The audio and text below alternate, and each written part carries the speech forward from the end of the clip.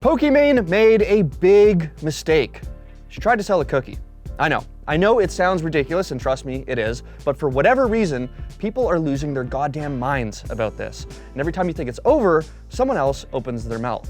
So allow me to simplify everything and explain why it's all blown out of control.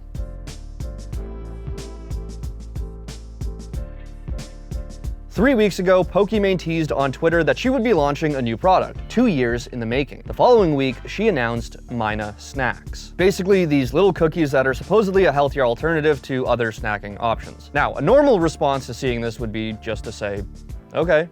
But for whatever reason, people lost their goddamn minds. Sure, there were some people that seemed excited about this new delectable treat, but of course, since this is Pokimane, there were a bunch of naysayers. It started with people investigating the actual product itself. There were claims that nearly identical cookies were being sold at Costco for a fraction of the price. Which, if true, dropshipping cookies would sort of poke holes in her inspiring mission statement to create the elevated snack. But later, Pokimane responded to these accusations with some much needed context. Pokimane clarified that the Costco dupes were in fact made by the same manufacturer, Creator Foods. But those were already discontinued, and Pokimane worked with the manufacturer to improve the cookies, make them more healthy, but keep the flavor profile. She goes on to say that white labeling like this is extremely common in this industry. And when it comes to the price, Pokimane says it's part and parcel when making something healthy. And if she wanted a cash grab, she would have just done something else. Now, of course, this was not good enough for basically anyone. And although she once again saw some defenders,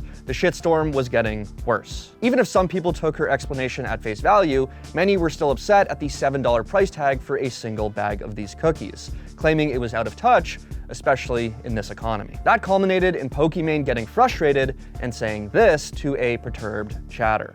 Like, oh my god, $28 for cookies?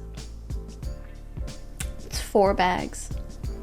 That's $7 a bag. I know math is hard when you're an idiot, but like if you're a broke boy, just say so.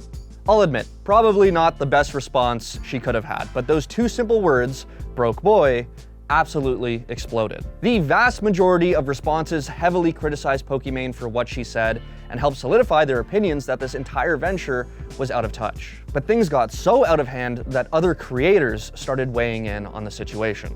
I don't know what would possess her to say something so rude and nasty to the audience she is trying to sell this product to directly shame the consumer that you want to buy into your product is a galaxy brain tactic, a strategy that I'm not sure the success rate of. Critical went on to say that when you boil it down, the product is just flat out too expensive, and that people are allowed to make these criticisms if they want to, and Pokimane should respect them because they are the ones that are likely going to buy the product in the first place. And the really foul part about all of this that my little noodle will never be able to wrap itself around is a streamer calling their audience broke or poor.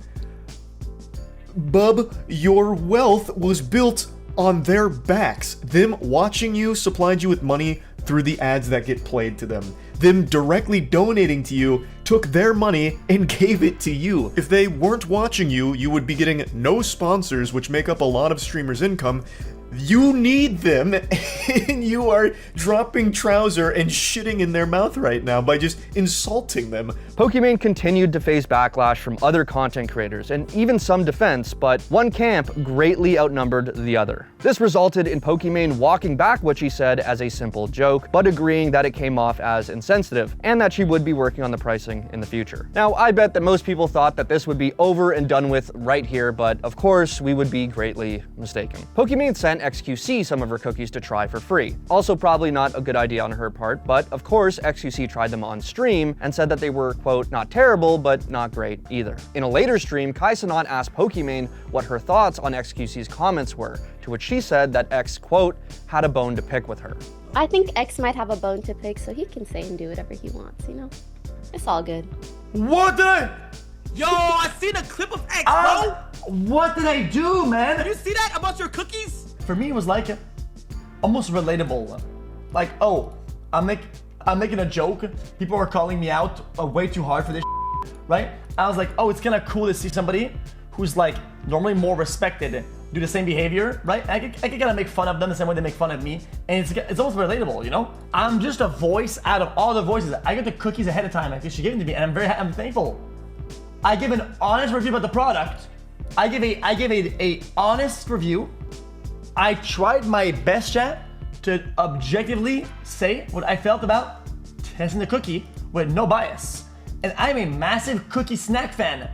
Now, that seems to be the end of this current debacle, but given that XQC and his audience are now involved, I highly doubt it is. Which leads me to the ultimate question: why do people care about this f***ing cookie? Yes, people are entitled to their own opinion on things like this, and I don't really feel bad when someone's product gets criticized. It happens all the time, but come on, this just seems all a bit ridiculous over a cookie. In fact, this is all very reminiscent of the time that Valkyrae tried to release that gamer skincare line and got absolutely blasted online for it. Now, the obvious common through line with these stories is that they are both prominent female creators. Nadia, a woman who has also dealt with her fair share of hate, came out and claimed that there was a double standard for women in comparison to men, people like Sneeko, who spread vitriol online all day. Plenty of people disagreed with Nadia, and at one point there was even a community note suggesting the male creator she named also faced equal backlash, to which I respond, come on, let's be real here. There is a major difference between the content that Pokimane makes versus what Sneeko puts out. Now, my opinion on the actual product itself, these cookies that Pokimane released,